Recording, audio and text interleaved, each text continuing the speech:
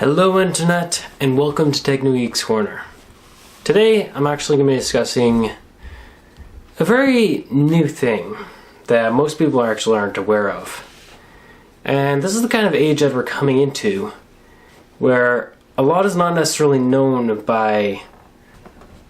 So this video is going to be multiple different parts. Now over the amount of parts that I'm going to make, I don't necessarily know yet. But anyways, this video, this first part at least, is going to be explaining what that means. And basically explaining some of the kind of risks that the internet ends up having for us. And why the Internet of Things greatly affects us a lot more than what some people are actually willing to say about it. Now the Internet of Things is basically how everything in our modern day age is starting to connect to the internet. Starting with your smartphones, your TV, your microwave, your home thermostat, your dishwasher, your washing machine, your car, or a vehicle. And the reason why I say this is because a lot of them, while connecting to the internet, don't have firewalls.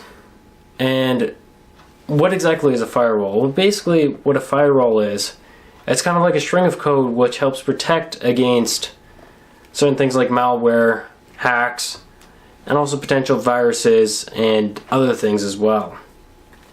Long story short, firewalls are things that definitely help us keep our personal information secure, and at the same time keep intruders out.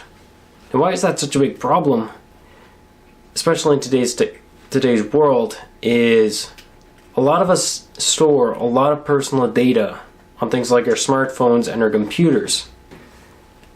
While, of course, our smart TVs nowadays can't necessarily store data, but they can connect to a network.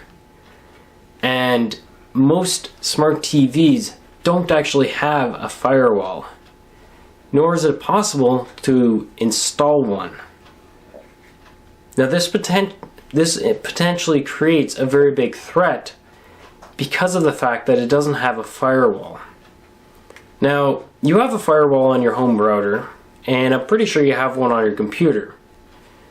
Now, for those people that are following thus far, I'd also recommend downloading some sort of firewall on your smartphone. And the reason is because there's so much personal data. There's all your contacts. Many people use it for banking, myself included. And then you have your PayPal accounts, your eBay, your UPS tracking numbers that are all sending stuff to you. There's your Amazon account, there's your Netflix, there's this, there's that, there's this, there's that. And then there's also your Facebook accounts, which has a lot of personal data on your Facebook account. So do remember to protect your smartphone. But anyways, back to the smart TV and many other devices threat. What a hacker is going to do when he ends up trying, let's say, wanting to go after you, is he's going to go for weak links. So things like your smart TV that don't have any sort of firewall. It's already authorized by the router's firewall to use that connection.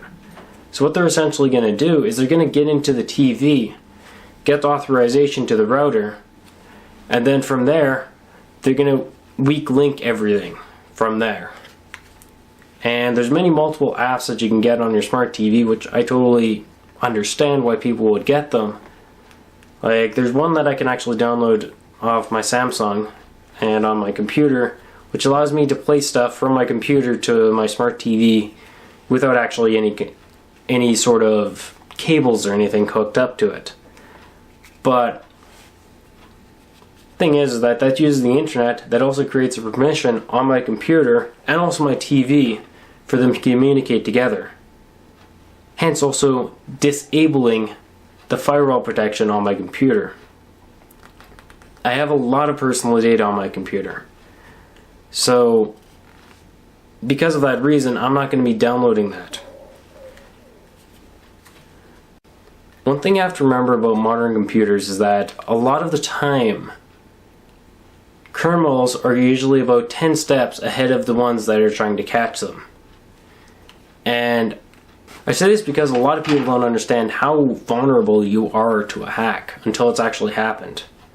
Like, I've virtually lost everything on, well, pretty much all my main files off of my old hard drive. And that's because of a virus. Now, granted I'm able to salvage some of it because I store it on other drives. And at the same time, I'm able to grab other things from things like Dropbox and that, which is another big thing which a lot of indie developers use. And at the same time, Microsoft OneDrive and various other things. The point is, you get the message. And I just want to create this video specifically to explain the issues with the Internet of Things and the age that we're going into. But anyways, thank you very much for watching. I hope you stay tuned for the next episode.